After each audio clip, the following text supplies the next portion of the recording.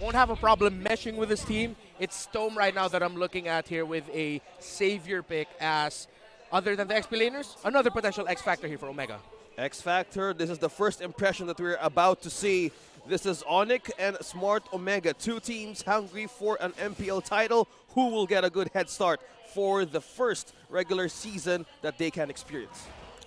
This is a vertical start for both of our junglers, and Sui on the purple and Ryzen going for the orange, and they'll both be making a beeline towards the Litho Wanderer. But I'm seeing a clear advantage for Sensui. I mean, a Fredrin is so hard to beat early to mid.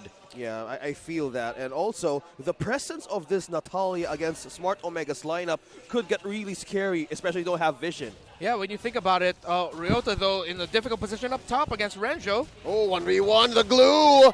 Is that a clear advantage? Let's see. Forcing out a flicker from Ryota. That's going to be great for the first turtle fight of the game. No flicker to worry about coming in from the XP laner of ONIC if you're Omega. There you have it. Early game advantage onto ONIC, but we're feeling some resources depleting in the side of ONIC as well. So in terms of rotation, ONIC had a better coverage, but now on you guys watching on the screen, scan the code to redeem your prize while watching us right now on the English stream. Going back to the game, this is one way to pull out for Omega if they can have an advantage against this Natalia. Oh, setting up for Sensui, catches Renzio, uses that retribution to slow him down, pushing him back underneath that tier 1 up top. That's going to be enough time, though, for the retribution to come back when that turtle spawns. Doesn't look like Omega will want to contest that because they're going to be looking at the bottom lane onto Kelra. Down bottom, Kelra gets a few beads on Nets, and they go ahead. No ult yet on this Brody. Kegadot gonna go down. Ryzen draws first blood. Kelra couldn't finish the job onto Nets, but a win nonetheless for Omega. Great start there for Omega and Ryzen. Great call. They're going to be trading this turtle unless Omega can actually buy enough time, but no, Ryzen's still staying there. But the reset has been forced by Renjo and Miko. It looks like the Hayabusa of Omega will have enough time to get there and contest it. Yeah, but see, it seems like Smart Omega right now is complete borderline on this first objective. Who might get it first? Ryota very low. The turtle at a third of its health. The grab on to Ryota, but it's no dice. Still going over to ONIC, and now Renzo very low. ONIC gets their first kill as well, so the Hedgehogs are back on the board. Yeah, it really feels like Omega overstayed their welcome there. They knew Ryzen wouldn't be fully contesting it. They just wanted to buy enough time, but then by the time it was already down 40% health, they could have backed. But you saw there, Stome actually threw out that Dawning Light, so it seemed like Omega had the idea of potentially using the Dawning Light as the steal tool for the turtle, but it just didn't work out for them. Oh, wait. Look at the damage. Check it out. Yeah, again, we were saying nowhere on the map is safe for either team. Again, with the way that Omega and ONIC have been playing for the past 3 minutes, trades aren't as simple as they are in other matchups. This is amazing. Yeah, and as we continue to decipher what's happening for Smart Omega, it's an invisible threat that they can actually look forward to. Where the hell will Kekadut will come from, or where will Super Prince or even Sensui come to an advantage they could actually aid a lane? Interesting item pick up here for Renjo on the glue, already building that Dreadnought armor, so he'll be able to reduce the physical damage of ONIC just a little bit when they fight him. Speaking of fighting, Omega is not going to risk early game advantage that they know, that they feel ONIC has control over macro play. But one thing that they know is they could either seal one peel or one pickoff, but at a cost. Yeah, this is an interesting positioning here by Ryota, now roaming out of the XP lane, knowing how fast he can clear it over Renjo. So now his map presence is way above that Renjo has right now because he's a glue. ONIC is deep. Real world manipulation set in by Super Prince, pushing back the barangay deep behind tier 2 as Ryzen secures his orange buff, and Nets and Sensui just barreling away at that bottom lane tier 1. And that's the push advantage. Brody almost half HP on the first tier turret. ONIC seems that they want to have a push. Surely they're eating so much time for the items for them to get a go, and this turtle or the second turtle of this game. Yeah, I can't think right now if this is going to be a big fight, a big contest, or Omega are going to be playing it safe and just doing what the Hayabusa type steal that we know, just throw in a shadow, teleport to it, and then retribution it away, because this ONIC lineup, the game is way too close for Omega to fight them well. Beautiful pull though by Renzio, the showstopper, setting it up for Ryzen, and they're gonna go in. Sensui still takes it. Extra shields for ONIC, and they don't want to force the issue. Ryzen uses that shadow, just playing with fire, and now down bottom, Kelra survives, but just barely. Donning Light to make sure no further damage is done to Omega. Clear push down bottom by Kekedot. We talk about slow and methodical. It's actually ONIC playing that game right now around their roamer and mid duo. But really, it is Kekedot and the vision that he's providing that is great for ONIC. The Filipino Savage Killer on your screen right now holds the most Savage in MPL history, tied with 2. Man, Kelra came a long way in achieving that title.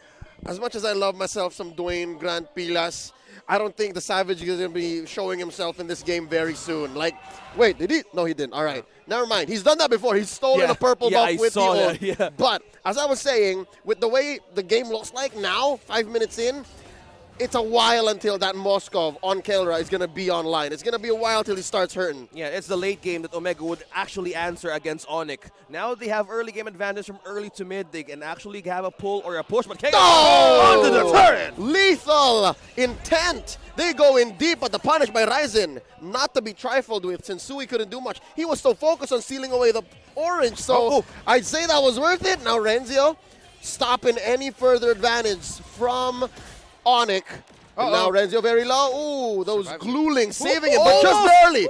Just barely. Just an inch of the health Can't left stop there. the showstopper. No. Just how you calculate and sustain that damage. He needs to get away for that circumferential attack of the ultimate of the Brody. That's a Dreadnought armor doing work. Yeah, that I'm pretty sure Renjo's super glad now that he built that early on. And we have to talk about Super Friends at this moment because Eve, Farsa, those high poke damage mages were his bread and butter in MPL Philippines Season 10. Now in his first game in Season 11, this Eve, so far, not a lot of kills in this game, but you're seeing how Omega are respecting the positioning against that Eve. It's just in that moment, Stone was caught out just 3 boxes in the star field of the Eve, and that was more than enough time for Super Friends to finish the job. I think that really would be scary onto the mid game because if AoE is concerned, there's Punish, Ultimate from Ryota, we have Ultimate from Nets. This could tell Omega that you need to tighten up your defenses, especially Renjo could have a good pickup on isolating the damage dealers of ONIC, who's now on a almost 2K goal advantage. And that's what makes this game all the more something to watch out for, even as we hit the 12, 15-minute mark, 16-minute mark. We can expect Kelra and Stone to be online as well. That Savior and that Moskov. So again, global presence from Omega. That's what they're lacking now. But when the cooldowns do go down, then yeah. Quick take though by ONIC. They've been owning these major objectives so far. 7 minutes in. Yep, taking it without a problem as expected. So far, Ryzen, he does have the 2 kills, but ONIC are playing well enough that they are somewhat minimizing the potential effect of a Hayabusa early on. Yeah, that would be really scary if they unleash that. As keys to victory is concerned, it's all about the first impression, but now they're switching up lanes. Terizla is now down bottom. Ryota is looking for a push up against the second turret of Omega. Yeah, there was a slight moment there. Oh, wait, hold that thought, though, Renjo. But with Ryzen nearby, it seems like ONIC, they should be safe. There was a small moment where it was actually Ryota in the lead in terms of map presence. But there was one thing that Renjo did, which was cut 1 minion wave, which balanced it a little bit. So it's a bit surprising as to how Ryota was able to come back from that small deficit, actually. So great play by Ryota to balance it out. Oh, feathered airstrike used early, and now Super Friends with the tippy tip of the RWM takes down the showstopper. Second death on the glue here. 9 minutes in. Now even the purple is in trouble. Make that Miko going down first. But Ryzen does get his buff. Let's see if they can capitalize. There goes the Oogie shadow kill. They're trading damage around. No one's going to go down from ONIC. But Omega will stop the carnage. They are going to lose a turret up top, though. Still not a good look. 3K head, ONIC PH. Yeah, slow and methodical around Miko and Stone was the key to victory for Omega. At some point, they're going to have to up the pace. But we've seen Omega try it. It's just that ONIC have gotten into position just in time before Omega.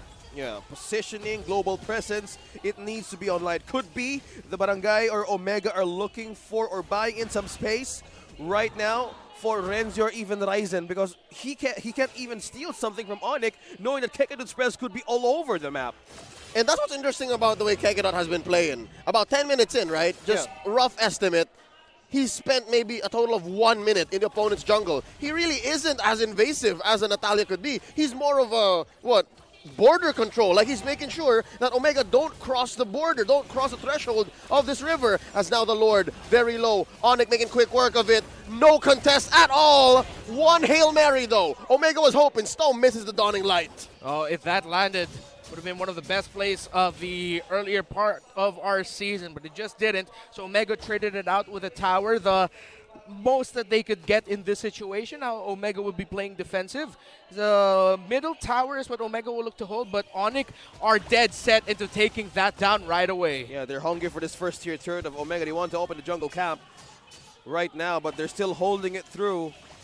As border protection goes, we're not seeing any Ryzen engagement onto the side of or even the backlines of ONIC. Is it just me or deja vu? Yesterday we had a Hayabusa with the same problem. He was doing okay, was farming all right, but just couldn't get the kills. Yeah, that's the problem for a lot of Hayabusa plays.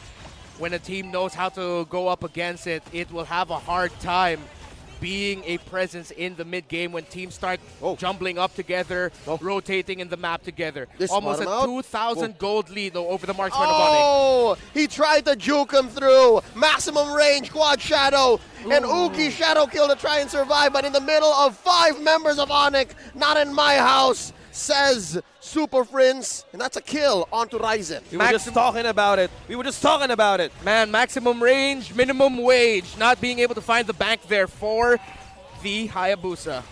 Now this calls for a push for ONIC. Philippines being trapped in the Mystic Field. That's a flicker being used by Nets, but that's the problem now. Defenses, Miko needs to get in the front line. Renjo and Miko could be the key here for ONIC's strong damage. Yeah, but the fact that the lead is at this point right now for ONIC, we saw Miko just built a Radiant Armor to temper the damage coming out of the Eve, but most of the damage coming on the side of ONIC is actually physical. Maybe that's why Renjo built that Dreadnought Armor early on. Maybe it's an anti-cuirass already at this point because they knew they might end up in this situation. So they have the defensive items to buy just a little bit of time, but it's still a very small window for Omega to turn things around in team fights because ONIC are playing such a tight formation. Again, respecting what the Hayabusa of Ryzen can do. Yeah. Coordination, information is all in check for ONIC Philippines right now. They could actually push, they could actually make things or appeal someone out from Omega, but looking onto these items, it's always now onto the marksman has the highest gold, completing almost 5 items present. Dear Lord, about 2K ahead. That hurts. Nets is 2K ahead of Kelra. So I was just about to say, right, even if Omega is down here, you can say that Kelra can buy it back for them, but when and how? Yeah, it's also interesting how Super Prince built this Eve. Instead of opting for damage, he went for the Warrior Boots and then also at the same time built a Brute Force Breastplate. That's why the damage of the Hayabusa and the other physical damage dealers of Omega is being minimized and why it feels like it's so dang hard to take this Eve down. Yeah, it's damage deflection that ONIC is holding. Now they really want to let Omega be and take the bait while they're taking this first Lord. No, it's a second Lord, Francis. Second Lord, rather. And it's luminous. So wherever it goes, it's going to break into a turret. So I'm seeing possibly, if ONIC does this well, one inhibitor. One inhibitor is going to go. And Omega, they really need to ramp it up. I'm not sure where and whoa! I was just about to say, what was Ryzen doing there? Another one bites the dust. Another one being too deep for Omega. If that was for Vision, that wasn't worth it. Yeah, not worth it at all. Although it looks like Ryzen will be able to return in time, but you just gave ONIC a little bit more gold. Not the fault of Ryzen, it just seems like it was more horrible timing. That the universe said, okay, let's put some ONIC members here as well at the same time as Ryzen. Now it looks like ONIC wants to give it a push against Smart Omega, who could actually make a pull or could make a setup. I'm looking for something here, either Miko and Renjo, but how can he even get across Ryota or even Nets? Oh, look at Ryota. Oh, real world manipulation set in by Super Oh! Prince and a pull by Miko, but Ryota gets out of there. A split already set in by Renzio. Gets a grab on the Prince, donning light.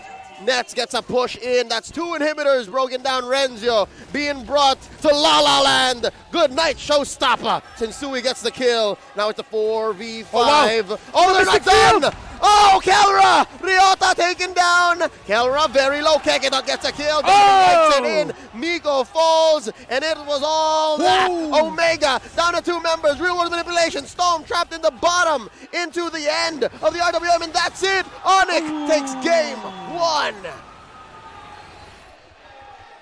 That's first impression against Barangay Omega. The ONIC Philippines says hi, completely securing that first game. The Omega lineup was taking a time bomb. But if you're ONIC and you say, what time is it?